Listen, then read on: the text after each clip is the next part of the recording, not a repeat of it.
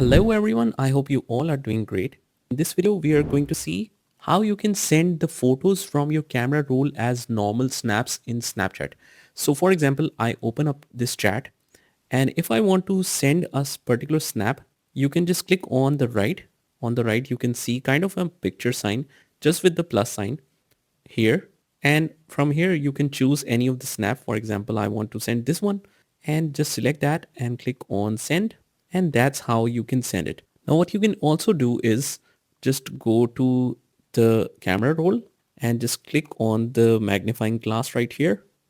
And from here, just search green screen and you can choose any of the green screen. And now, for example, I want to choose this one. Now, although if you place it anywhere, your hand or your face, you should be able to see it on the front of the screen. But if you move out of the way, you can send the normal snaps just like that. As you can see, you can choose between the snaps. And if I place the hand here, I can see my hand or whatever. If you are on the other side of the camera, you can see your face. But if you move a little bit out of the way, you should be able to send that.